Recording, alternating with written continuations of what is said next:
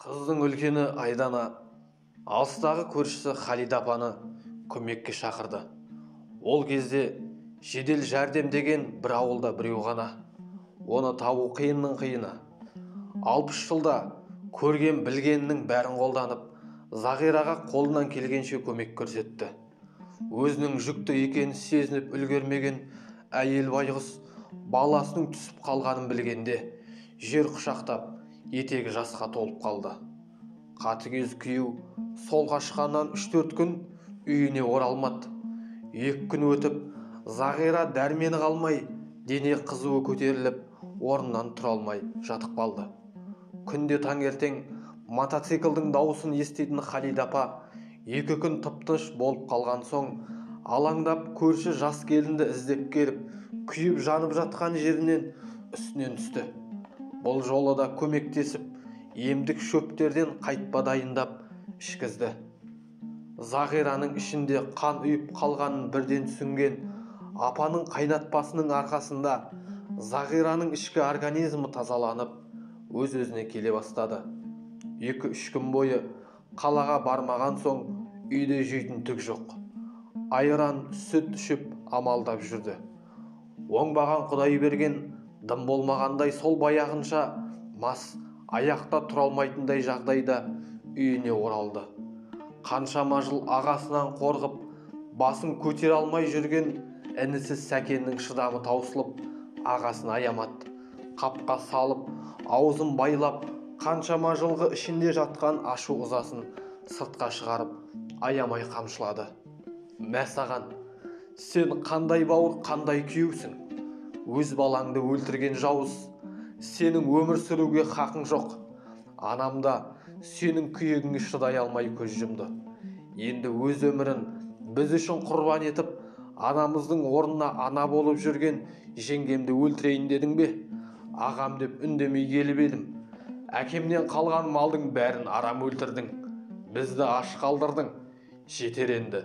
Шыдамым таусылды. Тәубеңе келетін кез жетті. Қайным, қой олай етпе, өлтіріп қоясың. Бұл оңбағанды неге аяйсың, жеңге? Саған бізге көрсеткені аз ба? Осы күнге дейін істегеніне жауап берер кез келді. Біз де адам емеспіз ба? Қайтесің? Жаманда болса ол өз бауырың ғой. Мұндай бауырдан садаға кетсін, барынан жоғы. Ұрмаш, ұрма. Зағира жалбарына жүріп, жаманда болса жолдасын інісінен арашалап қалды.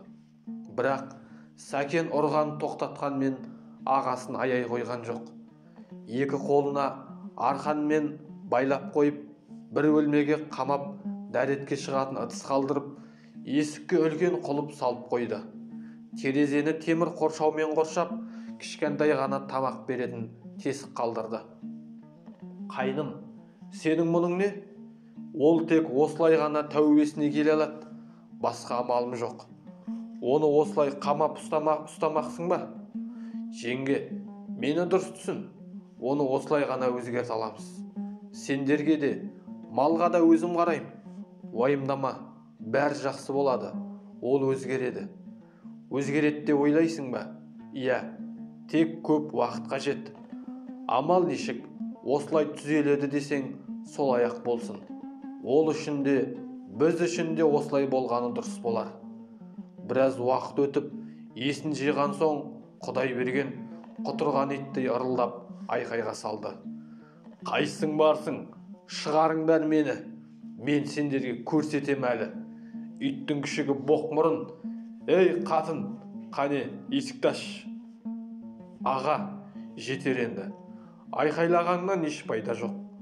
Осы құтырғаның да жетер. Әбден бәрімізді мезеттің. Қашан тәубеңе келесің, сол кезде шығасың. Ей иттің баласы, осыдан қолыма түскін. Сенің дәуренің бітті, менің дәуірім келді. Сенің жасамағаныңды мен жасаймын. Тәубеңе келсең шығасың, келмесең осылай қамауда мәңгі жатасың. Ағасы мен інісінің әңгімесі осы жерден аяқталды. Күн сайын терезенің алдына ас ауқатын қойып қояды. Алғашында қырсығып, аударып тастайтын. 2 күн өтер өтпес көндігіп, тамағын жеп, ыдысын қайта қойып қоядын. Дәрет сіндірген ыдысын кешке қарай Сәкен алып шығып, тазалап, қайта кіргізіп қояды. Алғашқы күндері айқайлап, шыңғырып, елдің мәріне маза бермейтін. Уақыт өте келе, бірте-бірте дауысы бәсеңдеп үні шықпай қалды. Бұл қамаудағы өмірге көндіге бастаған ет.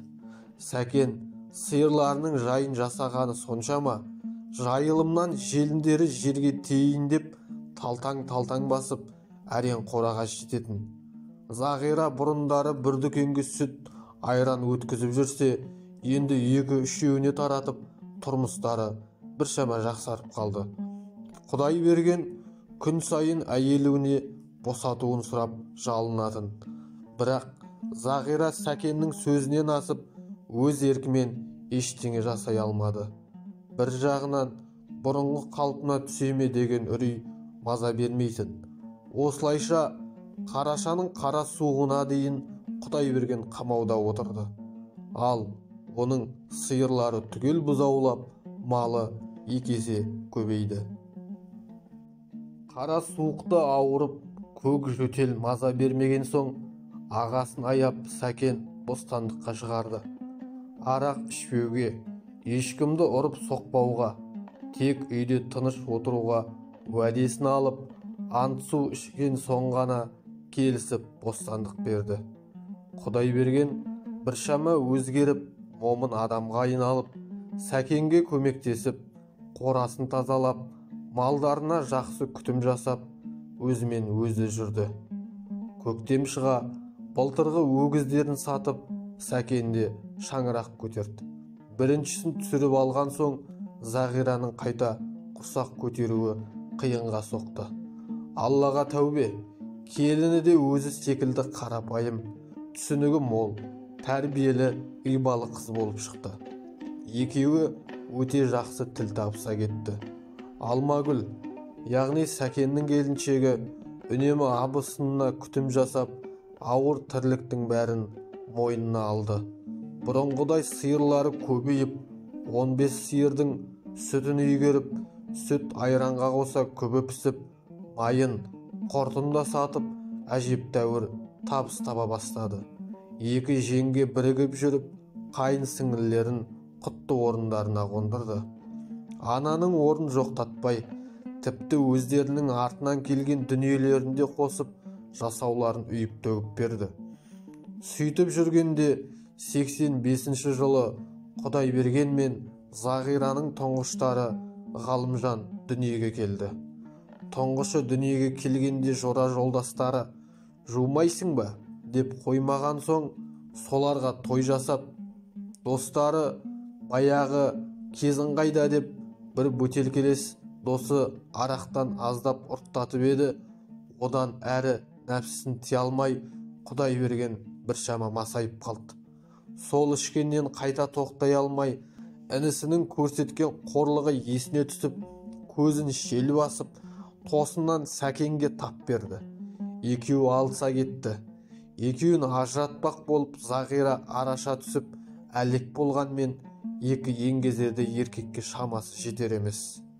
Құдай берген жердегі құманды алып, інісін ұрмақ болған, алайда сол құман Зағираның шекесіне тиіп, маңдайынан қан сорғалай бастады.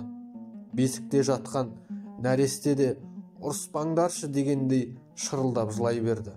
Сәкен әрең дегенде ағасын жеңіп, қолын артқа байлап, сол баяғы жазасын тағы қолданбақ болып, бөлмеге жеке қамап қойды. Алайда бұл жолы Құдай берген тыныш жатпай, өз-өзіне қол жұмсамақ болып, көйлек шалбарынан арқан жасап асылып қалмақ болған. Терезеден астамағын бермек болып, ішке көз жүгірткен Зағира, жолдасының асылып тұрғанын байқап, зәресі зәртүбіне кетіп, ыдысы қолынан түсіп, бар даусымен шыңғырып жіберді.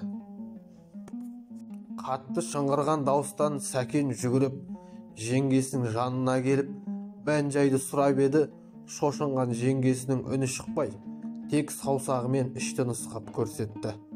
Ағасын көрген бойда жүгіре басып дереу босатып алды. Алла сәтін салып кеудесінен жаны шыға қоймаған екен. Ағатайым, көзіңді ашшы, мені кешірші аға. Мен бұлай боларын білген жоқпын ғой. Мен тек сенің өзгергеніңді, қамқор аға, асыл әке, жақсы жар болғаныңды қаладым. Өлмеш аға, мейлі ішсең іше бер, тек арамызда аман сау жүрсең болды аға. Зағира кішкене өзіне келіп, етегі жасқа толған қайын інісін жұбатпақ болды. Қайным, қой, өзіңді кінәлама. Сенің еш жазығың жоқ. Қара, ол тірі, тыныс алып жатыр. Құдайға да жақсы адам керек деуші еді. Сол сөзді рас қой деймін. Бұл албасыны тіпті Құдай да керек етпей тұрған сияқты. Ол оңайлықпен өле қоймас. Жеңге, мені кешір. Қой деймін, жылама. Әне қара, көзін ашты, есін жиды. Құдай берген өзін шын мәнінде өлтірмек болды ма? Әлде інісі мен әйелін осы жол арқылы қорқытып жембек болды ма? Әйтеуір бұл жағдай оны жеңіске жеткізді. Сол күннен бастап үйінде жатып шер маскүнемге айналды. Аман есен жүрсе болды деп арағын Сәкен өз қолымен алып келіп беретін. Көп ұзамай Сәкеннің өзі де ұлды болды. Ағалы інілерден туған қос бауыр құлынтайдай ойнақтап қатар өсті. Құдай берген өзімен өзі үйде жатып, ештеңемен шатағы болмай жата беретін.